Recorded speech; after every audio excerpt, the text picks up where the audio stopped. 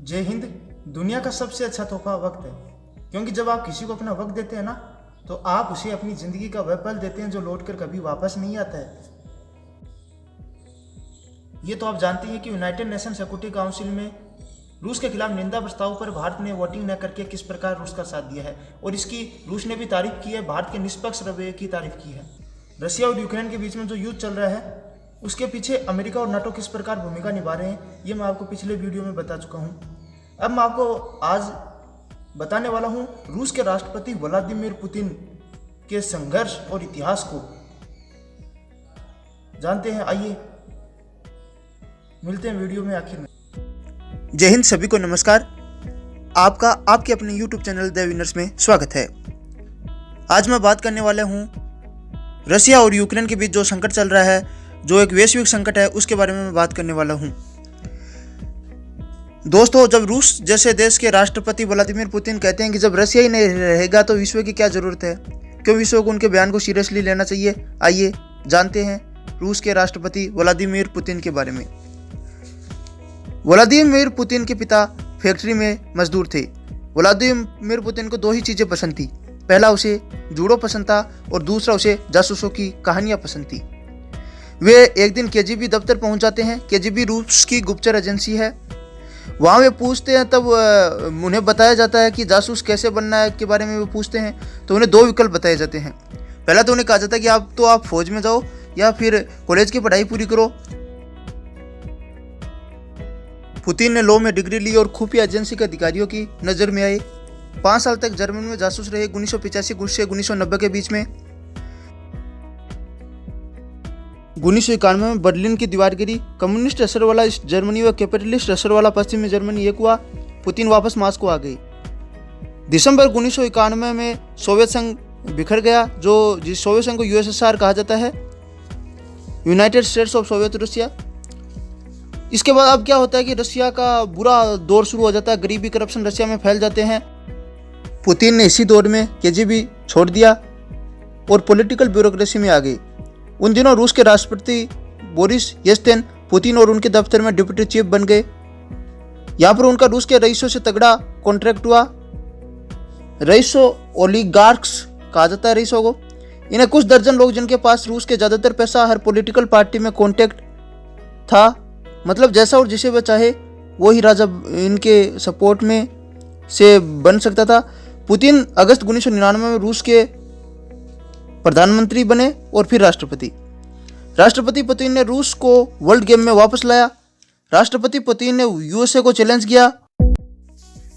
23 अक्टूबर 2002 की बात है। मॉस्को थिएटर में कुछ हमलावर घुस गए और लोगों को बंधक बना लिया और मांग रखी कि चेचन्या से रूस अपनी फौज हटाने को राजी नहीं होता तो इन बंधकों को मार दिया जाएगा। रूस ने कहा कि यदि हमलावर बंधकों को जाने दे तो उनकी जिंदगी बख्श दी जाएगी। 3 रोज बाद 26 अक्टूबर को रूसी सिक्योरिटी फोर्सेस ने बिल्डिंग में जहरीली गैस छोड़ दी। बिल्डिंग के अंदर घुसे 500 हमलावरों को मार डाला। 750 बंधक रिहा कराए गए, 118 मारे भी गए। ये पुतिन का संदेश था कि रूस अपने आप को किसी भी कीमत पर ब्लैकमेल नहीं होने देगा, चाहे इसके लिए उसे अपने लोगों की जान क्यों न देना पड़े। रूस को यह रवैया पसंद आया। यूक्रेन 1991 तक रूस का हिस्सा था। यूक्रेन में यूएसएसआर टूटा तो यह रूस यूक्रेन नया देश एवं रूस का पड़ोसी हो गया। यूक्रेन में एक धड़ा जो खुद को यूरोप से जोड़ता है, जबकि दूसरा धड़ा रूस के प्रति फीलिंग रखता है। वर्ष 2013 में यूक्रेन में यूरोपियन यूनियन से जुड़ने की मांग उठी। रूस समर्थित राष्ट्रपति येन विक्टर ने इसे खारिज कर दिया। रूस ने यूक्रेन में एक हिस्से क्रीमिया पर कब्जा कर लिया। अमेरिका और यूरोपीय देशों ने रूस पर कई प्रतिबंध लगाए, मगर रूस गर्व से भर गया। ऐसी वर्ल्ड पावर वही है जो कहीं भी घुस जाए। अमेरिका शांति के नाम पर वर्षों से अलग अलग देशों में घुस रहा है। अफगानिस्तान में, इराक में, मिस्र में कितने देशों में अमेरिका नहीं घुसा है? क्या वहाँ पर शांति स्थापित कर पाया है? नहीं कर पाया, क्योंकि उसको अपना हथियार बेचने से मतलब, अमेरिका अपना हथियार बेचने से मतलब रखता है। इसी कारण तो विश्व में नंबर 1 एक्सपोर्ट कंट्री है हथियारों के मामले में। 2016 में अमेरिका में चुनाव होते हैं। रूस ने ट्रंप को सपोर्ट किया। ये इल्जाम लगता है कि हिलेरी के खिलाफ चुनाव प्रचार के दौरान कई मामले आए जिन्हें हिलेरी के दावे को कमजोर किया और हिलेरी चुनाव हार गई। बाद में आरोप लगे कि ट्रंप को रूस की खुफिया एजेंसियों ने जिताया, फर्जी खबरों वगैरह के जरिए उनके लिए माहौल भी बनाया। इसने पुतिन की ताकत में और वृद्धि की। जानी दुश्मन की सरकार अगर आपका नेता तय करे तो देश फख्र महसूस ही करेगा। यदि यहाँ पे भारत के प्रधानमंत्री ये नरेंद्र मोदी या फिर और कोई भी हो, वो पाकिस्तान में अगर हुक्मरान तय करे तो हमारा सीना भी तो गर्व से भरेगा ना। पुतिन ने हर विरोधी को रास्ते से साफ कर दिया। रूस का राष्ट्रपति नहीं, रूस का राजा है, ऐसा कहना अब भी गलत नहीं होगा रूस के राष्ट्रपति को, क्योंकि एक कहावत है, क्यों पड़े हो चक्कर में कोई नहीं है टक्कर में।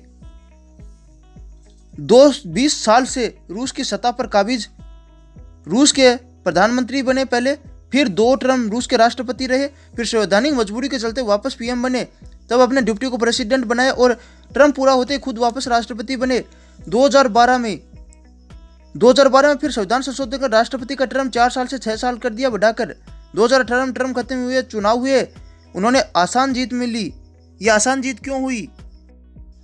ऐसा नहीं है कि वो बहुत ज़्यादा लोकप्रिय थे, उन्हें सबसे बड़ी चुनौती मिली थी एलेक्सी नावल्नी से। 2016 की बात है, 2016 के अंदर उनको जेल में डाल दिया जाता है, एलेक्सी नावल्नी को जेल भेज दिया जाता है। 2016 में पुतिन समर्थकों ने उनके चेहरे पर केमिकल फेंक दिया, अंधे होते बचे थे। चुनाव लड़ने पर बैन लगाया। पुतिन 2024 तक रूस के प्रेसिडेंट रहेंगे।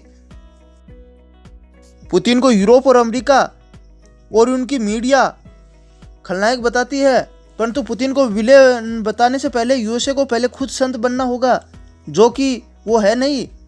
इन देशों को पुतिन से दिक्कत यह है कि वो इन देशों की तानाशाही को चुनौती दे रहे हैं। पुतिन की नज़र लीबिया पर भी है। अगर पाकिस्तान अपनी सेना श्रीलंका में लाकर भारत के नीचे लगा दे तो क्या भारत चुपचाप बैठा रहेगा?